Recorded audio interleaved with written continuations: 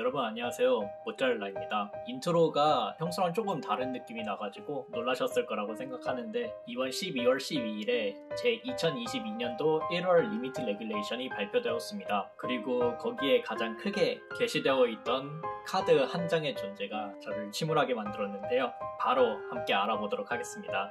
이번 1월 리미트 레귤레이션에 금지의 자리에 오르게 된 카드는 단 한 장, 그 주인공은 퓨전 데스티니입니다. 기존에 무제한이었던 카드를 바로 금지의 자리에 올린 것은 굉장히 이례적인 행위인데요. 퓨전 데스티니는 패 및 덱에서 데스티니 히어로 융합 몬스터의 융합 소재를 뮤즈로 보내는 것으로 그 융합 몬스터를 융합 소환하고 발동 후 자신은 그 턴 동안 어둠 속성 히어로밖에 소환할 수 없으며 다음 상대 턴 종료 시에 해당 융합 몬스터는 파괴가 됩니다. 기존에는 히어로 덱에서만 사용하는 카드였으나 지난 버스트 오브 데스티니에서 데스티니 히어로 디스트로이 피닉스 가이의 출두로 인해서 다양한 덱에서 대시 가이와 디바인 가이를 함께 채용을 해서 디스트로이 피닉스 가이를 사용하거나 히어로 덱에서 그러하듯 디아볼릭 가이와 디나이얼 가이를 사용해서 최소 3링크의 몬스터를 꺼내는 데에 사용. 그렇게 나온 피닉스 가이의 효과 또한 대단하고 디바인 가이의 투드로 효과, 대시 가이의 패특소 효과 등 다양한 효과들을 잘 사용할 수 있어서 피닉스 가이가 제2의 드라곤이라는 평가를 받게 되었습니다. 퓨전 데스티니는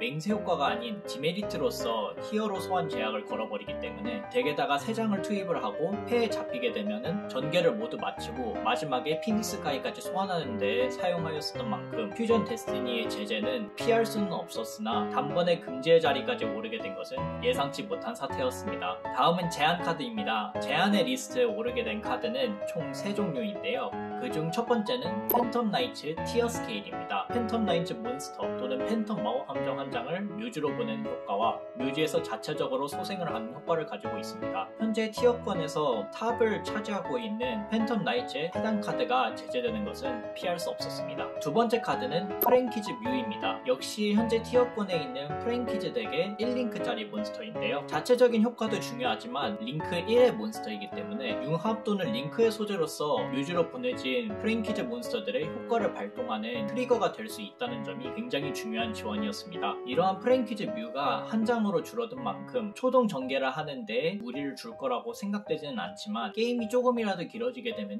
힘들어지는 제재라고 생각합니다. 마지막 카드는 알살의 지명자입니다. 바로 지난 10월 리미트 레귤레이션에서 준제한의 자리에 올랐던 카드인데요. 용사와 디스트로이 피닉스 가이 둘을 많이 사용하고 있는 이 분기를 줄여서 용피 분기라고 부르고 있는 만큼 서로의 덱에 겹치는 카드가 많이 있어서 패트랙 같은 범용 카드뿐만이 아니라 상대방의 덱에 있는 키 카드를 막기도 굉장히 수월해져서 속금 마법의 특성상 게임에서 성공이 가지게 되는 유리함이 너무나도 커져버렸습니다. 이에 대한 경계로서 말살의 지명자가 제한의 자리에 오르게 되었다고 생각합니다. 이제 준제한의 자리인데요. 준제한에는 예상했던 카드와 전혀 예상하지 못했던 카드들이 추가되었습니다. 그 첫 번째는 성전의 수련사입니다. 피닉스와 함께 현재 환경에 탑을 달리고 있는 용사 관련 카드들 중에서 패 또는 뮤즈에서 제외하는 것으로 아라메시아의 의의를 가져올 수 있는 레벨 3의 몬스터인데요. 제외를 코스트로 하다보니 무덤의 지명자 등으로 견제하기가 힘들고 레벨이 3이라서 기존 팬텀 나이츠에서 피안의 악천사 캐로비니를 이용해서 바로 덱에서 뮤즈로 보내는 방법도 가능했었기 때문에 이 카드의 제재는 언젠가 일어날 일이기는 했으나 보통 발매한 지 얼마 되지 않은 카드들은 금지 제한 리스트에 잘 오르지 않기 때문에 이번 제재는 굉장히 이례적이었고 그만큼 용사 카드군이 얼마나 파격적인지도 알 수 있는 금제였습니다. 두 번째 준제한 카드는 방금 전에 언급했었던 아라메시아의 의의입니다. 필드에 용사 토큰을 소환할 수 있는 이 일반 마법 카드는 자신 필드에 운명의 여로가 존재하지 않는다면 해당 지속 마법을 필드 위에 앞면 표시로 놓을 수 있는 효과도 가지고 있습니다. 그렇게 놓은 카드는 덱에서 용사 관련된 카드들을 손쉽게 패로 가져올 수 있기 때문에 성전의 수견사와 함께 용사 카드군 중에서 필수적인 위치에 존재하는데요. 굉장히 강건하게 제재를 가했다고 생각합니다. 세 번째 준제한 카드의 자리에 오르게 된 것은 용상 거면입니다. 이전보다는 조금 주춤하지만 그래도 티어권에서 꾸준히 보이고 있는 상검 카드군의 일반 마법으로 덱에서 상검 몬스터 한 장을 가져오거나 싱크로 몬스터가 있다면 대신 활용조 몬스터 한 장을 가져올 수 있는 뛰어난 서치 카드입니다. 무난하게 강력한 카드인 만큼 제재에 올라간 것은 이상하지 않다고 생각합니다. 나머지 두 장의 카드는 제재가 완화된 케이스입니다. 네 번째 카드이자 제재 완화가 된 첫 번째 카드는 얼터가이스트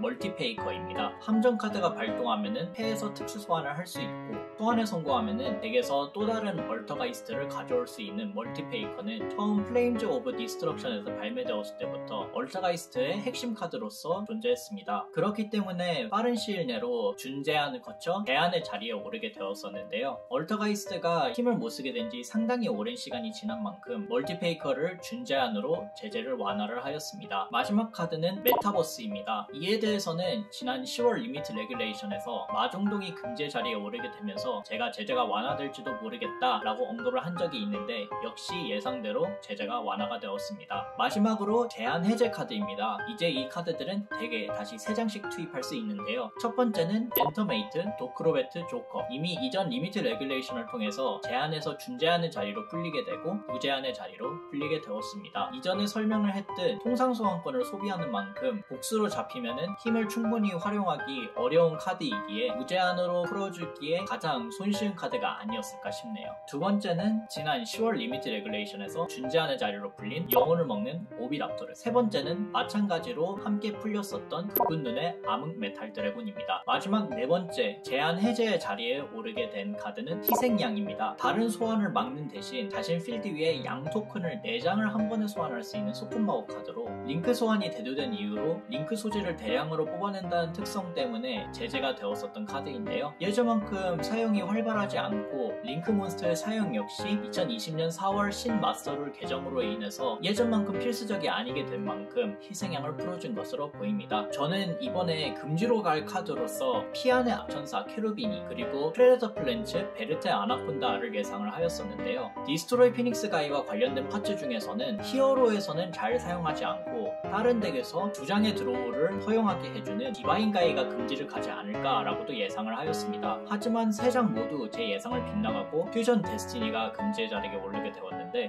굉장히 씁쓸하다라고 얘기하겠습니다. 오늘의 영상은 여기까지입니다. 저는 좀 안타깝지만 다들 즐겁게 보셨으면 좋겠습니다. 감사합니다.